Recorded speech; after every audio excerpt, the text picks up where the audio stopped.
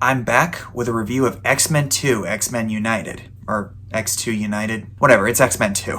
Directed by Bryan Singer, with many of the principal cast from the first film returning, with a couple of new faces in here too. The story is of a certain war that's starting to brew between mutant kind and humankind, and Wolverine learning more about his past. 20 years since this movie came out. I know it's probably a month off that I've reviewed this. As usual, scheduling and timing has never really been my favor, and due to the screwed up continuity of the original X-Men series, I think it's perfectly in vain. And with Doctor Strange and Multiverse of Madness showing Patrick Stewart's interpretation of the character, albeit a different one, it is more or less fitting. Damn Multiversal Madness. For anyone who isn't familiar, I'm not really well versed in the X-Men comics. I've never actually read an X-Men comic in my life. I actually have some of them somewhere in my boxes. I haven't been able to find them just yet. But having seen these movies at least a couple times, I do have a good enough sense of what the X-Men are all about. Prejudice, racism, and conflicting ideologies and so on. And the movies themselves I got introduced to about 10 years ago when X-Men Days of Future Past was coming out. Up until then, I never saw any single X-Men movie. So leading up to that film's release at the time, I educated myself on the series. I reviewed the first X-Men movie about 3 years ago, and a year after that, X-Men First Class. Keeping in line with the timeline of these movies coming out 10 years after the fact, or 20 years,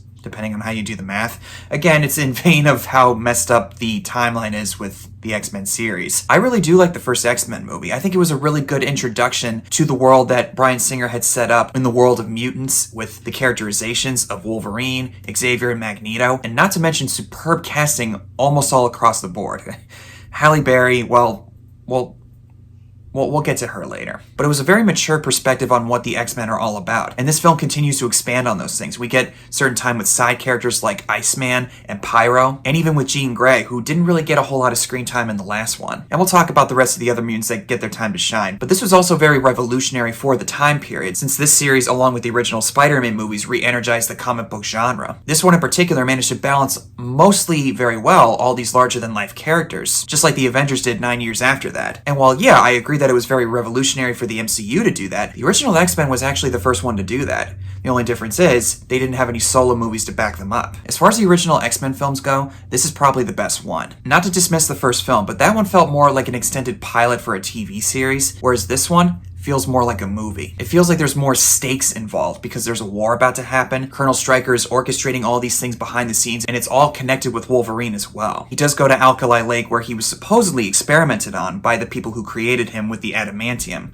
At first he doesn't find anything, and he returns to Xavier's mansion. But also I have to mention the opening sequence with Nightcrawler attacking the White House in an attempt to assassinate the president. That, I can imagine, when this came out in 2003, was mind-blowing for so many people. This is how you open a movie. This sequence still holds up, and it is so enthralling. And in my experience watching the X-Men films, I initially thought that Nightcrawler was the bad guy. But as it's revealed, he was controlled by Stryker the entire time. I guess while we're on that subject with Nightcrawler, Kurt Wagner, or Kurt Wagner, as he calls himself, since he's German. Alan Cumming as Nightcrawler is, inspired casting is probably overstated, but I think it's true. Don't know anything about the character outside of the movies, but I think he's a welcome addition. He is, for all intents and purposes, a comic relief character, but he does serve a purpose beyond those things. He helps Storm in a way regain her faith in somebody, at least, since she's lost practically all her faith due to being mistreated by humankind for being a mutant. But when Storm and Jean find him in this cathedral in Boston, that was actually a bit of a curveball thrown at me, since, again, I didn't know anything about the X-Men, but to see him portrayed as a very sympathetic character was quite a big shock for me. I also don't know if he's a Catholic in the comic books, but I really like how they use that as an integral part of his character and how he believes in providence, a personal God, the God of the Bible. As a believer, I can tell you for a fact that that was actually a very welcome sight. I'm not asking for that to be thrown in our faces all the time, if you know what I mean, in film. To see that portrayed in a positive light, though, in a movie like this, that does a lot for me. I've heard that Alan Cumming, who portrays Nightcrawler, is an atheist. Okay, he might be. But watching this movie, you would never think that because of how committed he is to the part. He's an actor, that's what he does, I know that. But it also can add some really good depth to the whole situation, especially with Jean's sacrifice at the finale when he starts saying the Lord's Prayer. Not to mention all the scars that he had on his body, is one apparently for each sin that he commits. Not to get too deep into theology or anything, but it's one thing that I've heard Christian apologists talk about, how they're being misconceived as putting themselves on to be perfect. No, actually, we're very self-critical of ourselves. Whole another discussion that we don't have to get into, but hopefully you guys get what I mean. But yeah, Nightcrawler is one of many, if not the highlight of this movie. So it's revealed that Nightcrawler was controlled by Colonel Stryker to attack the president in order to start a war against mutant kind. I also really like how Xavier is able to figure out that Stryker was behind the attack. Someone who's as smart as Professor X is, of course he'd be able to figure that out. But then it's later revealed that Stryker's son, Jason, was one of Charles' students a long time ago, and he's basically used as a guinea pig in order to get Charles to use Cerebro, which they managed to steal the equipment from his school, so that way they can use him to find all the mutants on the planet Earth and wipe them all out. The way they play this out with Stryker's men messing with Charles' mind, where you see that he's actually crying over the fact that he can walk again, but then he turns away and says, "Jason, stop it!" makes us, the audience, go, oh my god.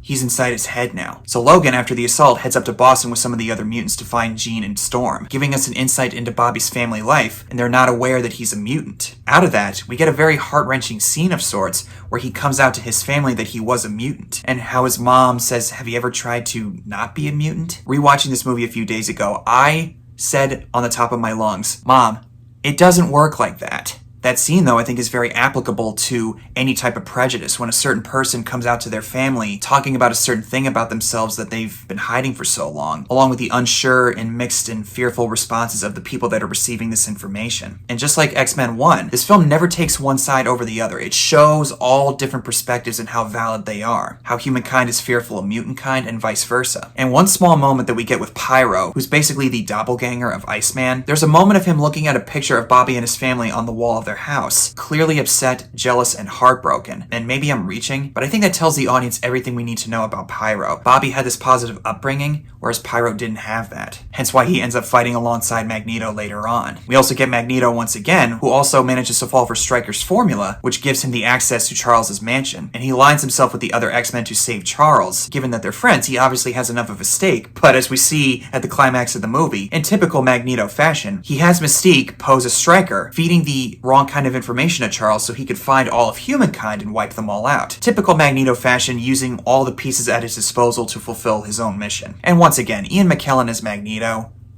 amazing. I love Michael Fassbender as a young Magneto, but Ian McKellen, man, that guy is a force to be reckoned with. Another improvement that this movie has over its predecessor is the musical theme by John Ottman. The da da da da da da da da da, and they reuse that in X-Men Days of Future Past. And I'm not trying to dismiss Michael Kamen's work or anything. I didn't really care for his original theme. It didn't really stand out on my end. You can't hum it, you can't drum along to it. John Ottman has the edge, and I think it's one of the more underrated scores in the comic book movie genre. We also get some time with Jean Grey, who's starting to notice that her powers are evolving. But we also see glimpses of the Phoenix coming out of her, how she's able to emulate fire of some kind.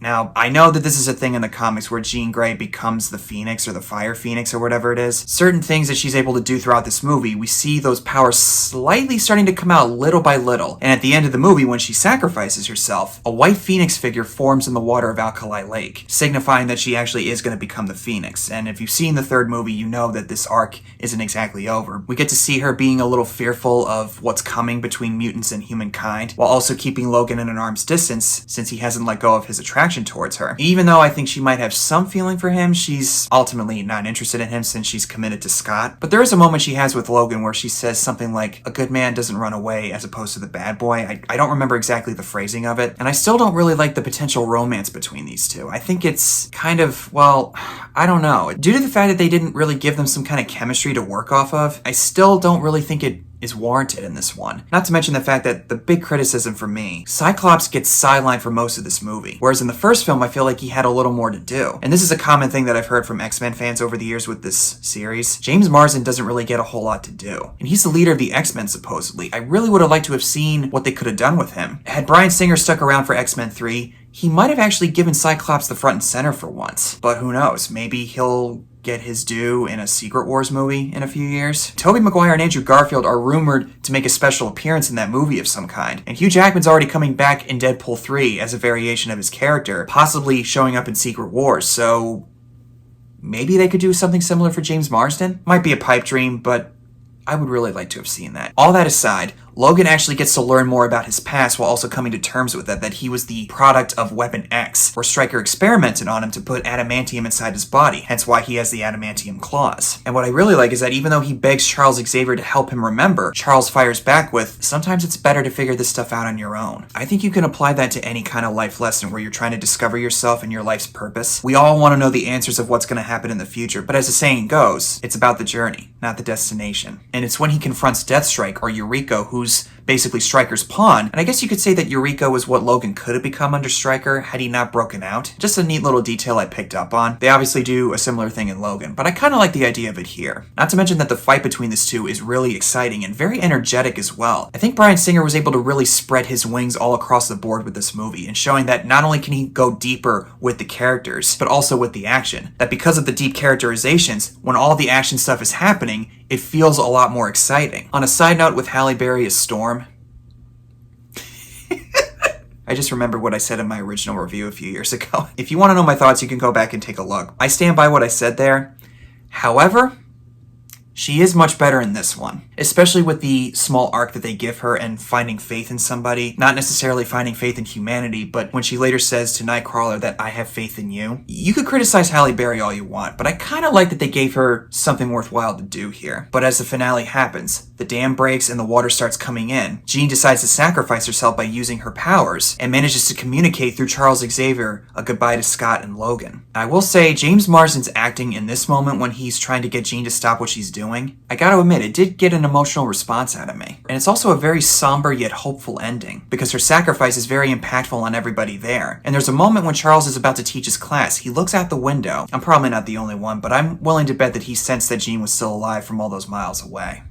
Hence why he felt a lot more hopeful. Oh, and I also have to mention real quick, the moment where Iceman cools off the soda for Wolverine, small moments like that are the cherry on top, because in their own way, it humanizes the characters. Makes me jealous and wish that I had the ability to cool down a drink like that. And the inclusion of Colossus when the Stryker team is invading the school. I'm sorry, DC fans, but this is the real Man of Steel. X-Men 2 is not my personal favorite of the series. That title still belongs to Days of Future Past, but as far as the original 3 go, this is the crown jewel. It might not feel as big in quality as some of the other stuff we've gotten in the last 10 years, but when you take the historical implications into account, that may or may not actually help your viewing experience. But given the quality of the genre at the time, I understand why it was made the way it was. And for what it was, it gets the job done and then some. Those are my thoughts on X-Men 2. Thank you guys so much for watching. Comment below and tell me what your thoughts are on this movie, and as always, see you in the next one.